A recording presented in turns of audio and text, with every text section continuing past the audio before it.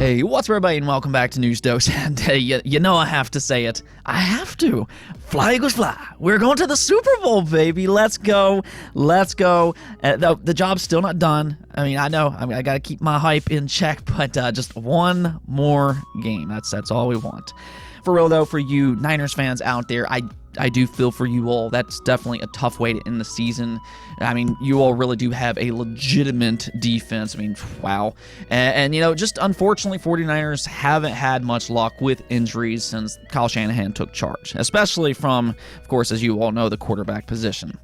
You all do have an amazing team, though. That was on full display yesterday. I mean, your all's defense is legitimate. With that out of the way, though, we do have a lot of game news to talk about today. Sony's actually being accused of lying to regulators about the Xbox Activision Blizzard acquisition. Yeah, this is a weird one because we publicly know what's going on.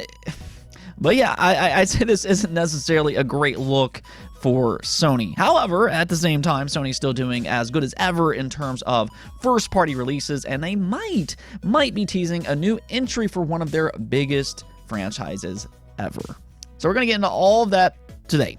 Without further ado, though, let's just go and jump right into the video, starting off with Nintendo and the ongoing Nintendo Direct speculation. Expectations of a looming Direct continues to rise, this time because several Advance Wars Reboot Camp listings have recently re-emerged. You can actually see this posted here by My Nintendo News, where they say, Walmart, Best Buy, Amazon Canada, and EB Games have started relisting the long-delayed Advance Wars 1+2 Reboot Camp. The collection was originally meant to be released on the Nintendo Switch family of systems back in December 2021. Now, interestingly enough, this also aligns with what we talked about last week.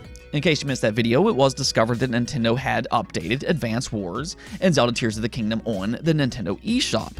So it definitely looks like some type of an announcement could finally be coming. I mean, geez, Advance Wars has been completed for such a long time, and maybe we're getting closer to that imminent announcement. Though if an announcement really is coming, the question then kind of becomes when and where. Will Nintendo simply tweet out a release date with a new trailer for Advance Wars and just kind of be done with it? I mean, technically, they could do something like that, but based on what history has told us, Nintendo does typically have a Nintendo Direct early in the year, usually sometime around February. So while nothing is necessarily confirmed as of this moment, so-called evidence is certainly starting to pop up. So yeah, an incoming Nintendo Direct could be right around the corner, which, I mean, I think that makes a lot of sense. We do need more information on what to expect from Nintendo in 2023, and plus, they have to show Zelda Tears of the Kingdom eventually. We still know so little about their biggest release in, really, you could argue, in the last couple of years. I mean, I guess it could just get its own Direct, but we'll see soon enough, I'm sure. Now, there's also a welcome update heading to Dead Space sometime in the near future. Of course, this game released just a few days back, which I was playing over the weekend, and really, this is such a phenomenal game. In my opinion, it easily tops the list of best remakes up to this point. I just kind of hope that EA continues to support the Dead Space franchise going forward. I mean, they didn't do that great the first time around. I'm sure we'll come back to that topic in a future video. But unfortunately, as good as the Dead Space remake is, which again I think is phenomenal, there however does appear to be a problem with its VRS implementation, which is affecting some of its visuals. This was highlighted by John Linneman from Digital Foundry, which said this: I'm loving the Dead Space remake, but I still have two major complaints. They need an option to disable VRS for one. How is this not an option on PC? Secondly, the gamma curve fills off with a sharp dip from visible to pure black, giving the impression of black crush everywhere. He then continues on to say, for those curious, this is what VRS does to the image quality on PlayStation 5. The actual resolution is much higher, look at Isaac, but VRS causes shadowed regions to basically lose most of their detail. Now, I'm not necessarily sure if this has affected each version equally. PlayStation is very specifically mentioned here, but either way, the good news is that the Dead Space team is already looking to fix whatever is going on here. You can actually see this posted up on Reddit, which says the team is working on a patch that will improve the issue on PlayStation 5. This patch will also provide an option to disable VRS on PC. No ETA quite yet, but I'll keep you all updated. Thank you for your patience as well as your help with identifying this issue. So there you have it. Hopefully this update will go out sooner rather than later, because really outside of this issue, again, I think the Dead Space remake is absolutely phenomenal. Easy recommend for anybody looking to play a good spooky game.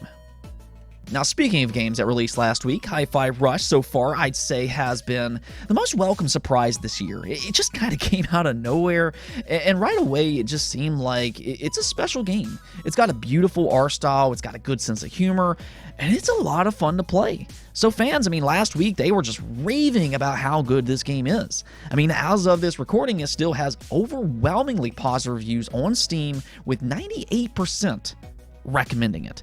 And that's with 3,800 plus reviews. That is absolutely crazy. But that's what I want to talk about today, because its positive reception continues in two folds. One is that it charted in Steam's best-selling games last week, debuting at the number 8 spot.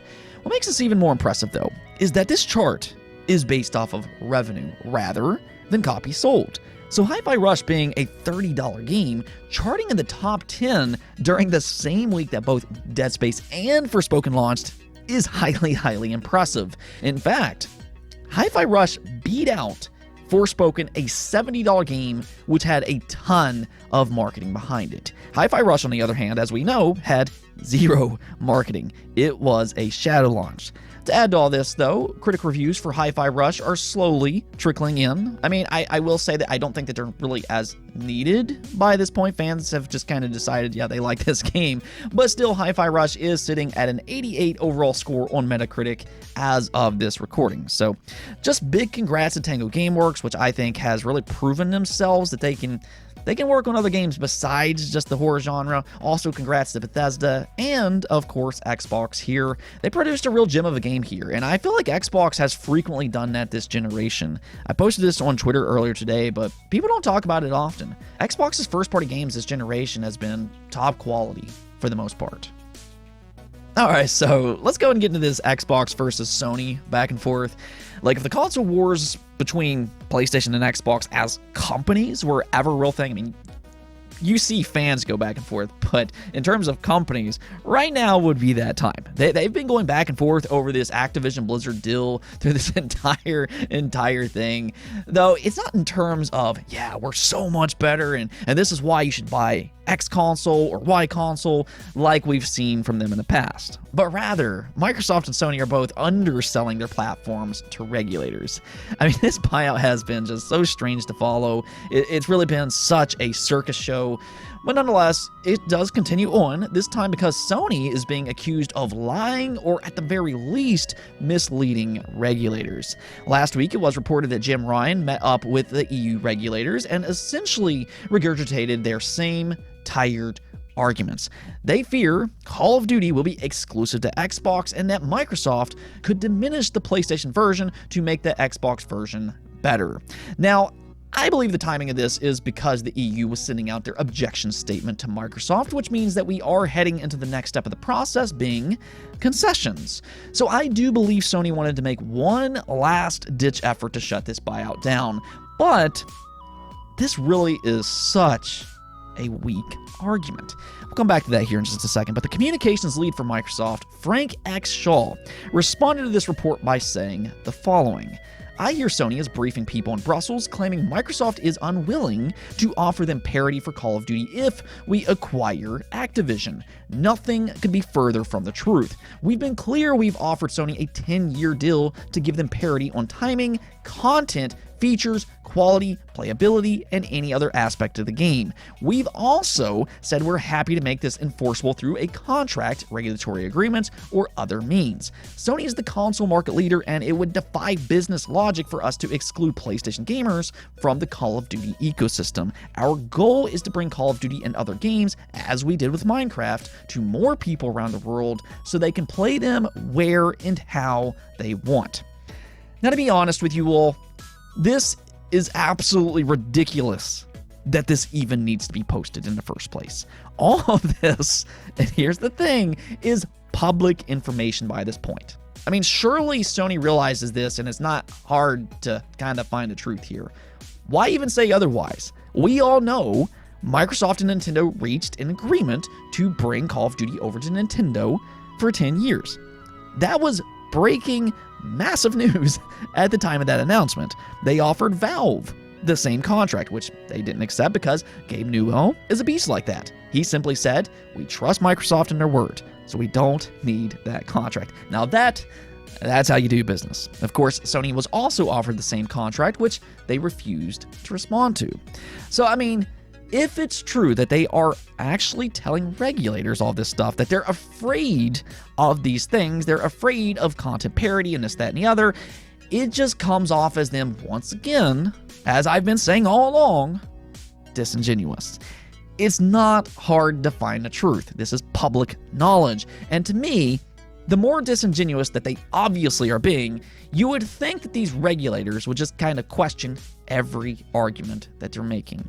It's become clear they're just trying to use anything that they possibly can to shut this acquisition down, whether they're being honest or not. I mean, at the same time, though, I get it from Sony's perspective. At the end of the day, they're a business. So in the best interest for them as a company, they don't want to lie down and let this happen. Xbox is their biggest competitor after all. But I just think that this is an incredibly weak argument by this point. That's kind of my problem with this. Microsoft already made it a moot point, so I don't know why we continue to talk about Call of Duty, content parity, and so on and so forth. So if this is all Sony can come up with as their leading argument on why this shouldn't happen, yeah, I'd say that kind of bodes well for Microsoft in getting this acquisition passed. Of course, though, we'll see what happens hopefully soon enough. I would expect some concession news to come relatively soon, if not imminent. I wouldn't be surprised if we hear something as early as this week. Now, as for the last topic, a new PlayStation 5 ad has gone live titled Live from PlayStation 5. In this ad, they showed several PlayStation titles and asked if fans could spot all the references. This includes Spider-Man 2, which they actually reconfirmed will release in fall of 2023, so there is that bit of good news. They also showed Ratchet & Clank, God of War, Returnal, Gran Turismo, and so on and so forth. However, there's one reference that really has fans talking. I'll go ahead and post it on screen here, but this appears to be from a game that we don't currently know about. It's a girl with a torch that appears to be in some kind of cave or tomb, and there's also an artifact in front of her. Now that might sound familiar, we'll come back to that in just a moment, but what's kind of strange about all this is that what is this referencing? Nobody seems to recognize who this girl is, and also, what game's it from? So this has led to a lot of speculation online that Sony might be teasing an unannounced game. And well, based on the environment, the leading candidate for speculation seems to point to a new Uncharted game. Now, I know some of you are going to say, well, Naughty Dog said last week that they're done with Uncharted. And okay, that's true. You're absolutely right. They have said that. That, however, does not necessarily mean that Sony is done with Uncharted. This is a highly successful franchise, debatably the IP that transcended PlayStation Studios to their modern-day cinematic single-player form. So just in terms of business, it would make a lot of sense for them to continue the IP. I mean, I guarantee if they make a new Uncharted game, it's gonna sell. Here's the thing about all this, though. If you've been following the channel for a while, you might know that we've talked about this very subject several times. Multiple job listings have appeared over the last 12 months that seemingly hints that Sony is building a new internal team that is said to be co-developing a game with Naughty Dog. More or less, Naughty Dog is overseeing the studio early in development.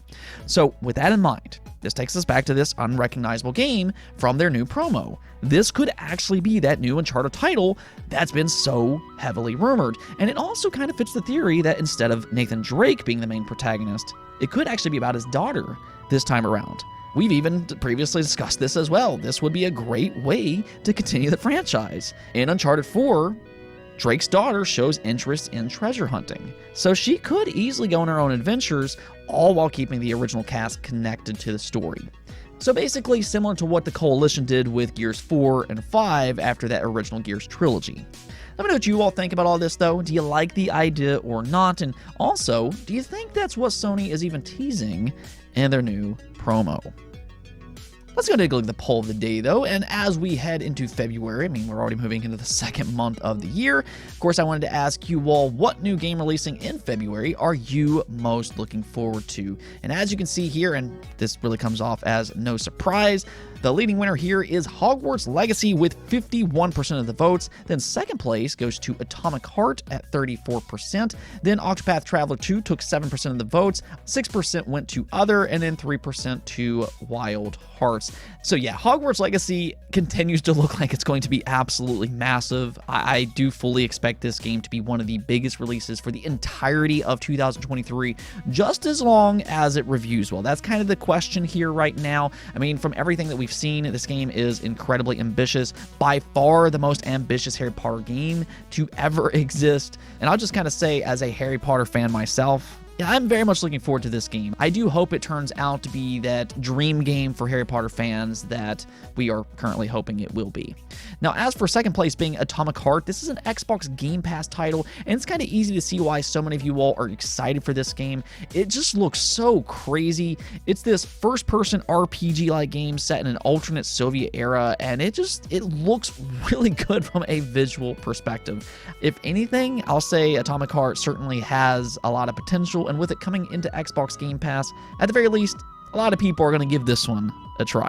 All in all, though, I'd say February is looking to be a really strong month, whether you like something like Octopath Traveler, Wild Hearts, that's another new interesting IP, similar to Monster Hunter, of course. You have the new Yakuza game on the way. I love the Yakuza franchise personally, and I mean, it's just looking like a really, really strong month, and as I've continued to say, the first half of 2023 is absolutely stacked.